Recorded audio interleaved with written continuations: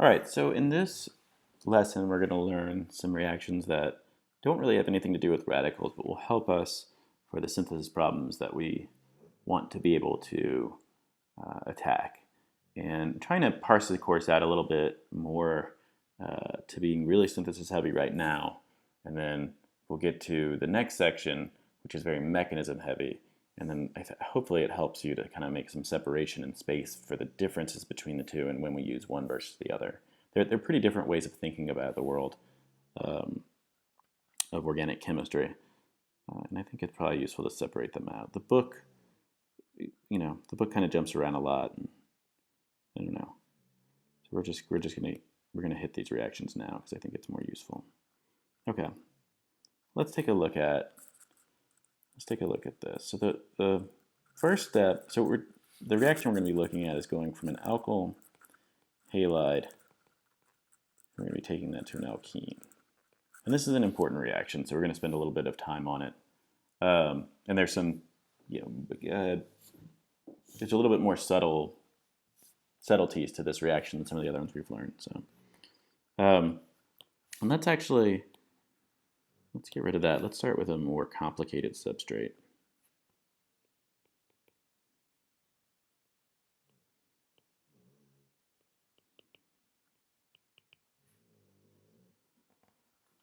Okay, so the first thing we want to learn is we're going to use, the way that this happens is through something called beta elimination. So you need to be able to identify beta hydrogens. Trying to avoid script. Beta hydrogens. All right, so hydrogens that are beta refers to the position of the hydrogen relative to something else in the molecule. For us, the beta hydrogens are here and here. If we wanted to draw them all out, there would be, say there's 2 beta hydrogens on that carbon. There would be 3 beta hydrogens on this carbon. Okay. This hydrogen over here, outlined in hot pink, that's not a beta hydrogen. Okay? Beta hydrogens are all outlined in this. So when you're trying to figure out what potential alkenes you can generate from an alkyl halide using the strategy that I'm about to show you, you need to start by identifying where the beta hydrogens in the molecule are. Okay? So beta hydrogens are hydrogens that are directly attached to the carbon that is 1 over from the carbon with the halogen on it. Okay? So if we number this, so there's a hydrogen there as well, just so you know not to count that one. This is also not a beta hydrogen. Okay? The beta hydrogen is you take the carbon atom. I'll put a star on it. How about that? Beta hydrogen, you take the carbon atom that has the halogen attached to it. You move over 1 slot. And it's the hydrogens attached to that carbon.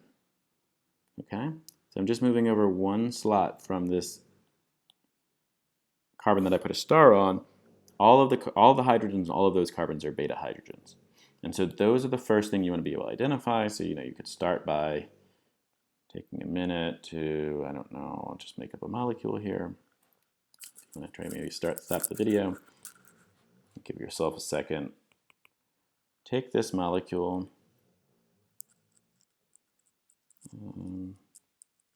Another one. And you could ask yourself, where are all of the beta hydrogens? So you could stop right now and take a minute to try and identify them.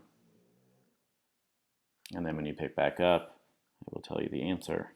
But yeah, where are the beta hydrogens? So don't delude yourself into thinking that you know what you're doing if you're just following along and nodding your head. You need to stop and actually test yourself. Yeah, our beta hydrogens here. So this is our carbon that we're looking at. So the carbons that are directly next to it is here, right? But also here and also here. Okay, so any hydrogens attached to those carbons would then be our beta hydrogens. So that's a hydrogen. All of these are beta hydrogens. All of those are beta hydrogens. Okay, so if you feel confident that you can identify the beta hydrogens, then you're ready to understand how to predict what's going to happen when we actually do this reaction.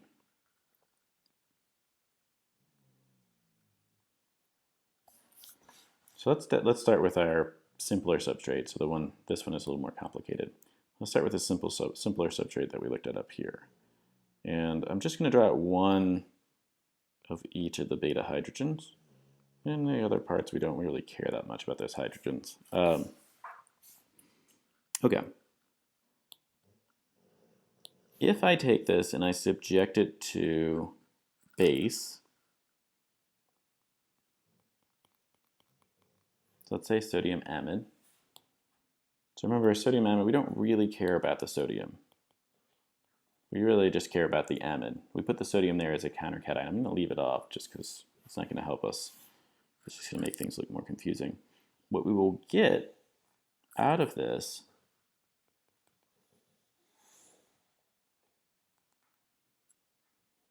is this.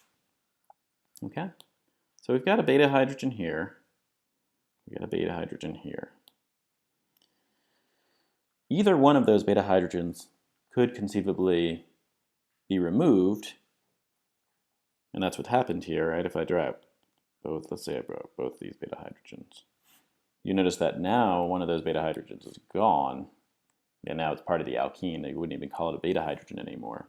But this one over here that we started with, those are all still there. That one hasn't gone anywhere. So we've reduced the number of we've reduced the number of hydrogen atoms at this carbon by 1. And that's because we've removed that beta hydrogen. You'll also notice that the bromine is gone, right? So we're missing a bromine. It's the sigma bond between the carbon with the bromine attached to it, the one with the star on it, and the carbon with the beta hydrogen, which in that case would be down here, that ultimately, use a different color, ultimately becomes this pi bond over here. So this here is where your pi bond forms over here, okay? And the mechanism that it does that is it just comes in, it takes that proton, okay? So it's kind of like an acid-base reaction, but instead of the electrons in the hydrogen-carbon bond here, that's in the sigma bond, instead of these, sorry, I'm getting a little bit crazy with the colors here. Instead of those electrons just going and going onto the carbon that they're on, they sort of just fall in. Oh my goodness. They sort of just fall into here. So you notice that the arrow that I'm drawing is showing the electrons aren't going to either one of the atoms. They're going to the middle here. And that's to indicate that a bond is forming. Okay, so the electrons that were in this yellow bond here go on to form a bond across that magenta sigma bond. That's now a pi bond. And as I form that bond, if you look at this carbon, right, this carbon already has 4 bonds to it. We can't just form a bond to that. That's going to have to leave. Okay? And it does leave. So there's a bromide floating around that I'm not drawing because I don't really care about it. But that's what allows me to drive towards this alkene. So what alkene did we form? We'll form the more substituted one, meaning that it has more carbon atoms attached to it. I've got that carbon atom, I've got another carbon atom over here. The more substituted the alkene is, the more carbon atoms it has bonded to it, or in other words, the less hydrogens it has. So more substituted means it has less hydrogens. But when we talk about it being more substituted, we mean it's substituted with more carbons. Okay, so yeah, so less hydrogens. So that's one direction this can go. But the alternative reaction that you could have happen is to remove the other beta hydrogen.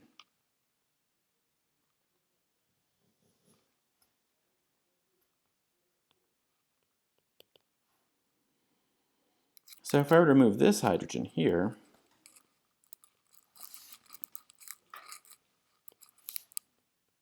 I get the same kind of little mechanism that happens. Mechanism's straightforward, right? It's just one step. We'll see it gets a little more complicated than that in the next chapter when we're studying it in detail. But now I have the less substituted alkene. That means the one with more hydrogens directly attached to it. This one's got 1, 2, 3 hydrogens. If we come back up here, we know that this one has 1, 2 hydrogens, right? So what's the difference here? If we want to get the less substituted alkene, okay, we use a bulky, actually I'm going to use some science term here. We're going to use the sterically hindered base. If we want to get the more substituted one, we use the not sterically hindered base.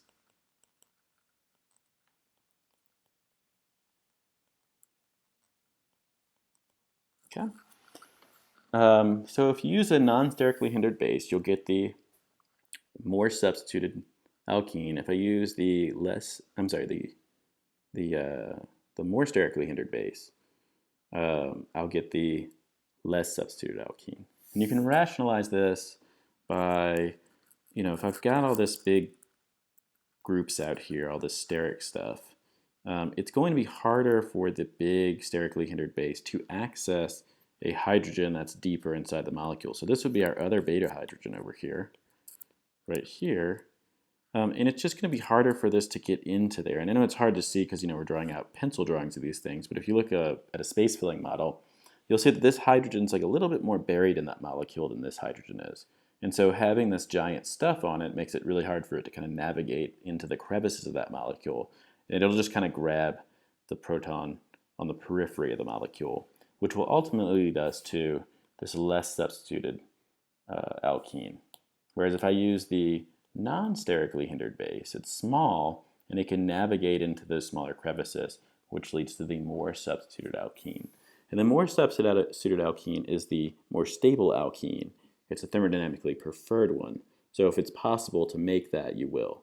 And I'm making it out like it's really clear cut here. Like if you use a sterically hindered base, you'll always get the less substituted. And if you use the non-sterically hindered base, you'll always get the more substituted. And in reality, in the lab, it doesn't usually work out that way. But on paper, we can pretend like it does just to make it a little easier to solve these problems, right? There's rules and stuff associated with this, but we're not going to learn those. Okay, so for now, we won't worry about any kind of stereochemistry for this. Do we form the cis? Do we form the trans? Whatever, that doesn't really matter. The main thing is to be able to understand the regioselectivity for these reactions. When am I going to form the less? When am I going to form the more? And then being able to identify where the alkene is going to be inside the molecule. So an extension kind of this, that's very useful. I'll explain why. When we work the synthesis problems in the next video, it'll make more sense. But if I were to take this molecule and halogenate it, I can form this, right? Now if I take this and I subject it to, so this big bulky looking thing is called LDA. I think we talked about that in a different video. Usually people don't just draw it out, they'll just write LDA because it's obviously easier. If I subject it to the same conditions with base, it doesn't matter, there's no, both alkenes I can possibly form have the same substitution, so I could have just as easily used sodium amide and gotten the same product. But if I use LDA, I'll get this alkene out of it.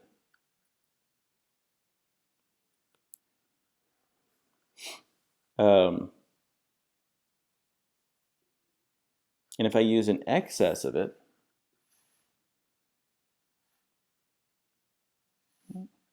which is typically what I want to do, let's say you can imagine that you would get this reaction, right? This is akin to what I would get if I just had one halogen. If I do an excess of it, I end up getting, well, actually, let's do it in 2 steps. So let's say you get this out of it, and then I put a second equivalent of LDA in. Now I get an alkyne out of it, okay?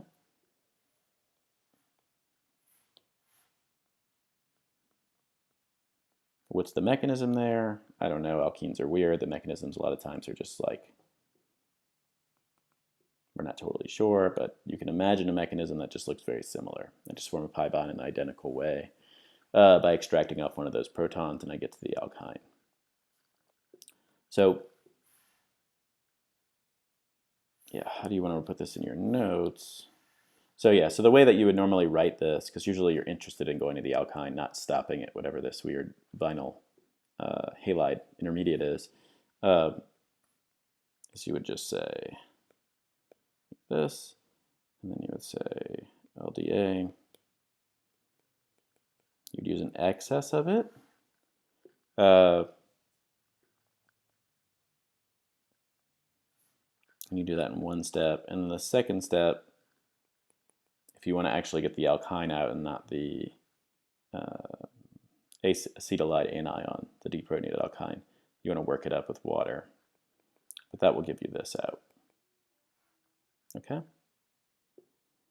So the second step here, what I'm saying is, if you don't do the second step, like let's say you just use LDA, and I use an excess of it, what I'll end up getting out of that is this. And we want that a lot of the times. But if you don't want to get that out and you actually want to get the alkyne out, yeah, you just add water. And the water allows you to just kind of protonate that acetylide anion. Okay. This, if you want to use this to go on to some other reaction, like you want to form an alkylated or something for the carbon-carbon bond forming reaction, it's useful for that. But yeah, in terms of just writing this out for flashcards, you might say like vicinal dihalide. This actually works for geminal dihalides as well. Let's just say dihalide. So vicinal just means that they're on carbons that are right next to each other. That's vicinal. And geminal would mean that they're on the same identical carbon atom. But this allows you to take a dihalide to an alkyne. And that's a very useful reaction for us. Yeah, very useful reaction. So now we know how to make alkenes and alkynes from halides. And you can kind of see, hopefully, why these reactions are really useful now that we know this alkane reaction. Because now we can do things like, and we're going to work through this in some synthesis, but now we can do things like I could buy some alkane, because we're ultimately interested in making things. I can halogenate it, convert it to an alkene, right? I convert that alkene into a dihalide, and I can convert that into an alkyne. Okay? And alkynes we know are really crucial for us because that's how we form carbon-carbon bonds, right? Also forming alkyl halides is very crucial for us, but that's not really what we're covering here. Right? So this little strategy, this is more of a synthetic strategy that's not like a single reaction.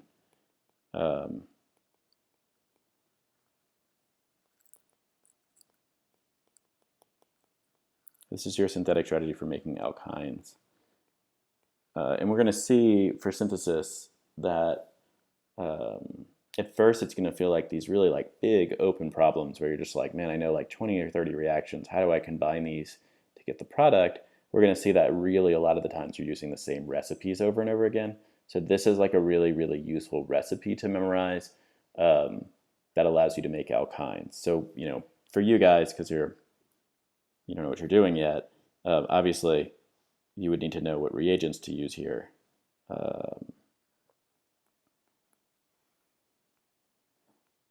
You probably want to include that while you're studying it.